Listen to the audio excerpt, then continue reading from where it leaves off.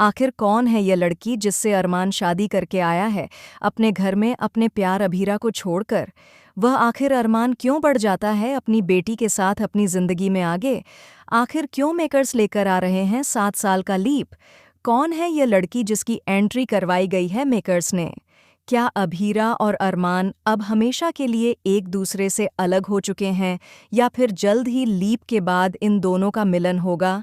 अपनी बेटी के लिए जितना तड़प रही होती है अभीरा, क्या अरमान भी उतना ही तड़प रहा है। अगर ऐसा है तो उसने क्यों की है नई शादी, क्यों मेकर्स ने नई लड़की की एंट्री करवाई है।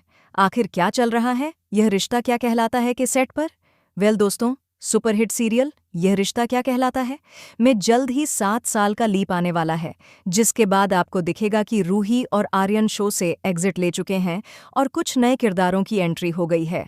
जल्द ही दिखेगा कि अरमान अपने घर वालों से दूर रह रहा है और एक आरजे की नौकरी कर रहा है। क्या अरमान वकालत छोड़ चुका है और अभीरा कहाँ रह रही है। क्या वह लौट गई है अपनी माँ यानी अक्षरा के फार्म हाउस पर मसूरी में रहने के लिए। क्या कहानी फिर से खुद को दोहराने वाली है। क्या लौट कर आएगी अभीरा अरमान के पास।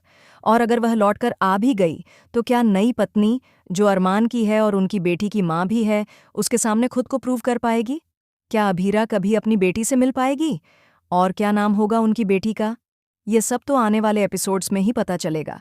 लेकिन तब तक मैं आपको बता दूं कि शो के लीप के बाद काफ़ी कुछ बदलता हुआ नजर आएगा। अरमान अब अभीरा की जगह किसी और के साथ दिखेगा, अपनी बेटी के साथ। और इस शो से कई किरदार बदल चुके हैं।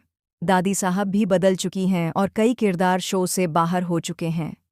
लीप के बाद अब दोबारा अरमान और अभीरा के मिलने की ही कहानी दिखाई जाएगी उनकी बेटी के साथ।